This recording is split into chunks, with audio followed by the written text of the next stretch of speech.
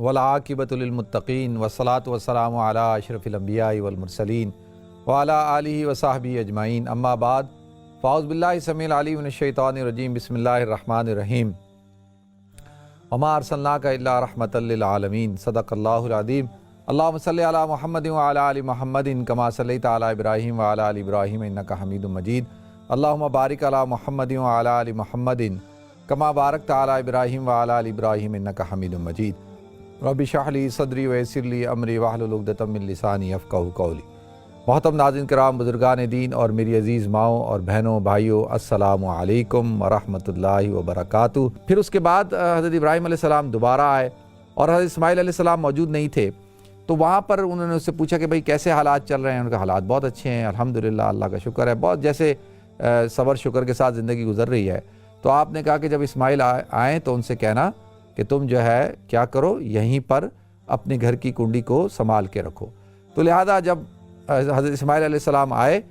تو انہوں نے اپنی اہلیہ سے پوچھا، تو انہوں نے کہا کہ اس طرح سے ایک شخص آئے تھے اور یہ کہہ کے گئے، تو کہا کہ میرے والد محترم تھے اور وہ یہ کہہ کے گئے کہ میں تمہیں ایز اے وائف کے، ایز اے اہلیہ کے اپنے پاس رکھوں۔ تو ناظرین، حضرت اسماعیل علیہ السلام کو اللہ رب العزت نے 12 بیٹے عطا کیے تھے، تو اور وہ سارے جو خاتون تھی، جو میزاز کی جو بیٹی تھیں، یعنی قبیلہ بنو جھرم کے سردار کی بیٹی، ان سے عطا کیے تھے۔ اب جو ناظرین حضرت ابراہیم علیہ السلام کا اب جو سفر ہوا ہے، یہ چوتھا سفر ہو گیا۔ یہ سفر یعنی اگر چھوڑنے والا سفر ملا لیا جائے تو وہ پہلا ہوگا، پھر دوسرا جب آپ ذبح کے لیے آئے، تیسرا جب آپ نے بیوی سے کہا کہ بھئی ان سے کہنا گھر کی کنڈی کو بدل لو، اور پھر اس کے بعد چوتھا سفر، پانچواں سفر یہ ہوگا کہ جب آ کر آپ نے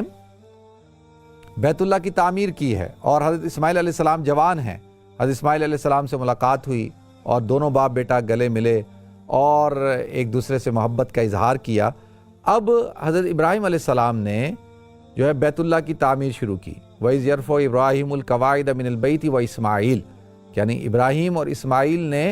بیت اللہ کی تعمیر شروع کی۔ تو اس سے پتہ چلتا ہے، قواعد کہتے ہیں کہ وہ جو اثرات ہوں یا فاؤنڈیشن ہو اس کے اوپر، تو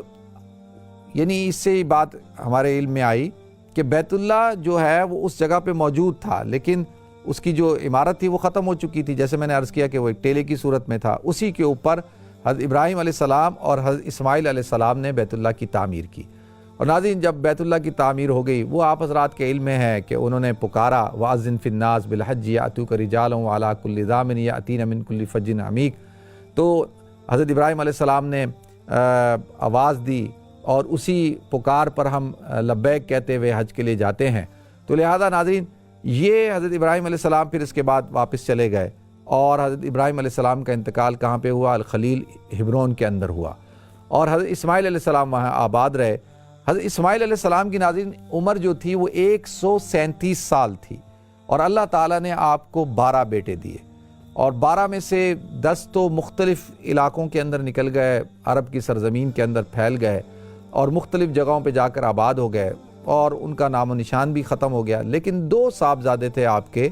ایک کا نابت نام تھا اور ایک کا کیدار تھا،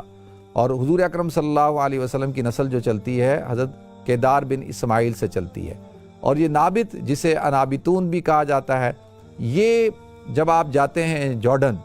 اور جارڈن کے اندر جو پیٹرا ہے، یہاں پر یہ قبیلہ یعنی حضرت اسماعیل کے جو صاحبزادے کی جو نسل تھی، انابتون جن کو کہا جاتا ہے، اور یہ وہاں پر جا کے آباد ہوئے۔ اور یہ پیٹرا کے اندر آج بھی ان کے بنائے ہوئے جو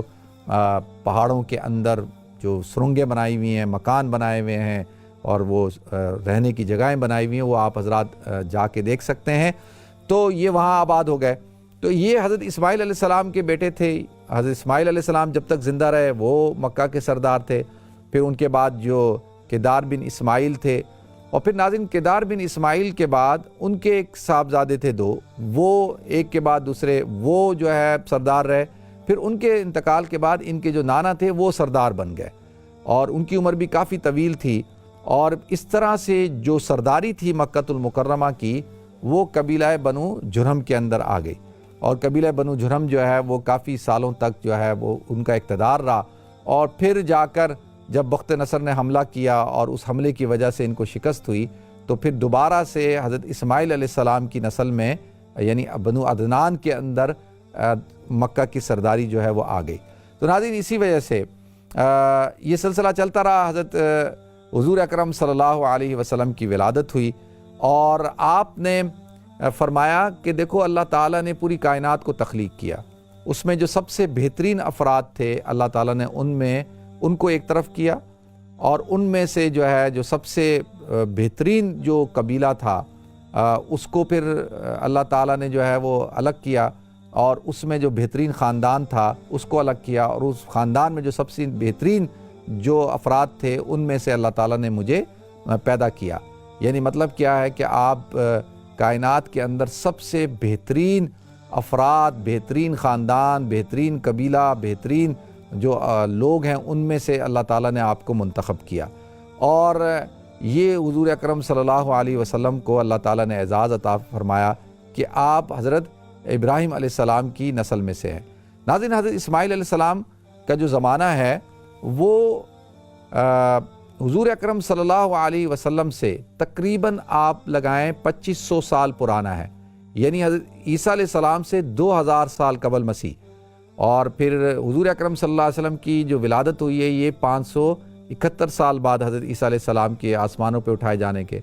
تو تقریباً یہ 2500 سال کا عرصہ بنتا ہے کہ حضور اکرم صلی اللہ علیہ وسلم کی ولادت اور حضرت اسماعیل علیہ السلام کے درمیان۔ تو لہذا ناظرین اس طریقے سے یہ قبیلہ بنو جرہم جیسے میں نے عرض کیا، اور ہوتے ہوتے یہ سارے حضرات آباد تھے کہاں پر؟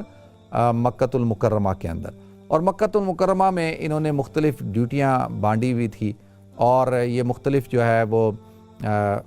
کام کیا کرتے تھے، تجارت کیا کرتے تھے، اور حجاج کرام کی خدمت کیا کرتے تھے، مختلف شعبے ان حضرات کے پاس تھے۔ تو حضور اکرم صلی اللہ علیہ وسلم کی پھر ولادت ہوئی ہے اور مکۃ المکرمہ کے اندر۔ تو لہذا ناظرین یہ تھوڑا سا میں نے پس منظر آپ حضرات کے سامنے بیان کیا ہے۔ اب سوال آپ حضرات کے ذہن میں بھی اٹھے گا کہ بھئی جب ہم ہسٹری کو پڑھتے ہیں تو ہمیں پوری پرشین جو فارس کی جو ہسٹری ہے وہ نظر آتی ہے، ایک سویلائزیشن نظر آتی ہے، حبشہ کی ایک سویلائزیشن نظر آتی ہے، اور اسی طرح سے روم کی ایک سویلائزیشن نظر آتی ہے، لیکن ہمیں اس دوران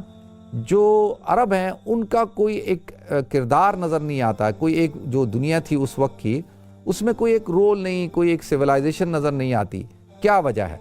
دیکھیں ناظرین اس کی دو وجوہات ہیں۔ پہلی وجہ تو یہ کہ جو مکۃ المکرمہ ہے یا جو سرزمین حجاز ہے، اگر میں یہ کہوں، اور یہ سرزمین حجاز یہ تو آج مختلف ملک بن گئے نا، کہ آپ کو اب UAE نظر آتا ہے، آپ کو بحرین نظر آتا ہے، کویت نظر آتا ہے، عمان نظر آتا ہے، یہ اسی طرح سے عراق کا کچھ حصہ، تو یہ سارے الگ الگ ملک بن چکے ہیں۔ لیکن جو سرزمین حجاز ہے اس زمانے میں، اب یہ سعودی عرب ہو گیا، کویت، UAE وغیرہ نام رکھ دیے گئے، لیکن پہلے اس پورے علاقے کو جزیرۃ العرب کہا جاتا تھا، سرزمین حجاز، اور اس کے اندر جو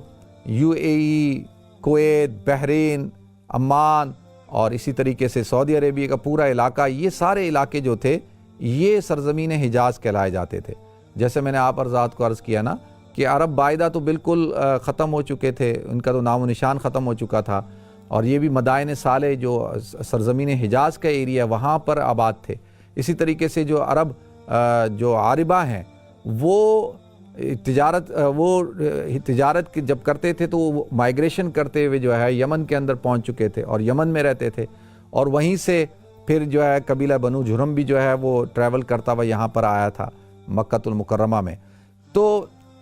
ایک وجہ تو یہ تھی کہ کیونکہ بالکل یہ صحرائی علاقہ تھا اور پہاڑ وغیرہ ہر طرف تھے، اور ایک طرف جو ہے بحر احمر تھا، اور یعنی ایسے اس کی جو لوکیشن تھی اس لوکیشن کی وجہ سے کوئی بھی جو دوسری جو بڑی طاقتیں ہیں انہوں نے کبھی بھی ان کے اوپر کنٹرول نہیں کیا۔ آتے تھے، جنگ ہوتی تھی، لوٹ مار کرتے تھے، چلے جاتے تھے، لیکن وہ یہاں رہتے نہیں تھے۔ اچھا، اس کی بنیادی وجہ میں نے بتائی، ایک تو اس کا جو محل وقوع ہے، دوسرا یہ کہ اتنا سنگلاخ ایریا تھا یہ، اور اتنا یہاں پر گرمی ہوتی تھی اور صحرا اور سخت قسم کی زندگی تھی، اس وجہ سے بھی جو دوسرے جو قبائل تھے یا بادشاہ ہوتے تھے یا رومنز یا پرشین، یہ لوگ اس لیے یہاں کے آ کے آباد نہیں ہوتے تھے، وہ کہتے تھے یہ تو بڑی سخت جگہ ہے، یہاں آ کے ہم نے کیا کرنا ہے، بس آئے لوٹ مار کی چلے گئے۔ ایک وجہ تو یہ، دوسری وجہ یہ ہے کہ یہ تو دو وجوہات ہوں گے، محل وقوع ہو گیا اور عرب کا جو